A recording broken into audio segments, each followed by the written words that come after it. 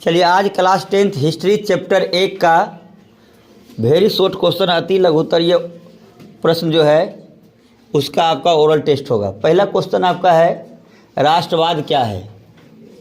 इसका जवाब दिवाकर कुमार देगा। राष्ट्रवाद एक ऐसी भावना है जहां देश के अंदर रहने वाले सभी वर्गों के लोग आपसी भेदभाव को भुलाकर देश के प्रति एक हो जाते हैं। राष्ट्रवाद कहलाता है। राष्ट्रवाद आधुनिक संसार की सामाजिक, धार्मिक, राजनीतिक एवं आर्थिक क्षेत्र में जागृति का परिणाम है अथवा किसी भी देश, किसी भी व्यक्ति को अपने राष्ट्र या देश के प्रति समर्पित होना राष्ट्रवाद कहलाता है। कैसे? देखिए, राष्ट्रवाद का मतलब ये समझिए कि देशभक्ति, अर्थात कहने का अर्थ है कि राष्ट्रवाद ऐसी भावना है जहां देश के अंदर रहने वाले सभी वर्गों के लोग आपसी भेदभाव को भुलाकर देश के प्रति एक हो जाते हैं। वही क्या कहलाता है? राष्ट्रवाद कहला।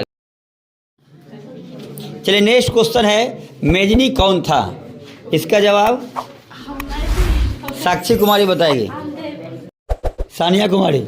मेजनी एक साहित्यकार, गणतांत्रिक विचारों का समर्थक और योग सेनापति था, लेकिन तत्कालीन राजनीतिक परिस्थितियों को बेहतर समझ नहीं रखता था। वह कार्बोनेरी गुप्त दल का एक सदस्य था। इसने इटली का एकीकरण करने का प्रयास किया, लेकिन वह असफल रहा। मेजनी यंग इटली और यंग यूरोप नामक का संस्था का स्थापना किया। सही बात है। मेजनी जो है एक साहित्यकार भी था, गणतांत्रिक विचारों का समर्थक और योग सेनापति था। वह कार्बोनेरी दल का एक सदस्य भी था। उसने इटली का एकीकरण करने का प्रयास किया, लेकिन वह क्या है, असफल रहा।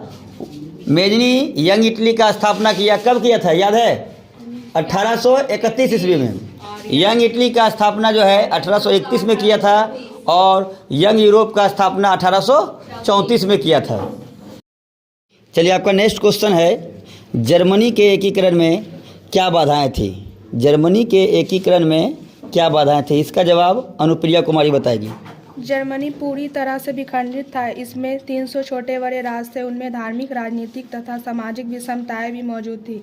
जर्मनी में राष्ट्रवाद की भावना का व्यवहार था। वहाँ प्रसा शक्तिशाली राज्य था जो अपना प्रभाव बनाया हुआ था, जो जर्मनी की एकीकरण की बाधाएं थी। चलिए ठीक है। चलिए जर्मनी के बारे में आपको जब पढ़ा रहे होंगे तो बताए होंगे कि जर्मनी क्या था, पूरी तरह से क्या था, विखंडित था। लगभग वहाँ 300 छोटे बड़े क्या थे, राज्य थे। और वहाँ धार्मिक, राजनीतिक, सामाजिक विषमताएं भी मौजूद थी। जर्मनी में राष्ट्रवाद की भावना का भी अभाव था। और वहीं साथ में एक परसा था, जो परसा शक्तिशाली राज्य था, जो अपना क्या है, प्रभाव बनाए हुए था। इसके अलावा भी बहुत सी चीज़ें थी जो क्या है, जर्मनी के एकीकरण के लिए बाधाएँ थी। चलिए आपका नेक्स्ट क्वेश्चन है मेटरनिक युग क्या है। इसका जवाब सचिन कुमार बताएगा। यूरोप में 1815 ईस्वी से 1848 ईस्वी तक के काल को मेटरनिक युग कहा जाता है, क्योंकि इस बीच यूरोप महादेश में जितने भी परिवर्तन हुए उन सभी पर मेटरनिक का प्रभाव था। मेटरनिक एक निरंकुश शासक था, अतः वे पुरानी व्यवस्थाएं को बनाए रखना चाहता था। चलिए ठीक है। देखिए ये सब क्वेश्चन वेरी शॉर्ट क्वेश्चन है, तो छोटा ही लिखिएगा तो ज़्यादा बेटर रहेगा। इसलिए बताया गया है इसमें कि यूरोप में 1815 से 1848 ईस्वी तक के काल को मेटरनिक युग कहा जाता है। जैसे भारत में 1915 ईस्वी से 1948 ईस्वी तक के काल को क्या कहा जाता है, गांधी युग कहा जाता है।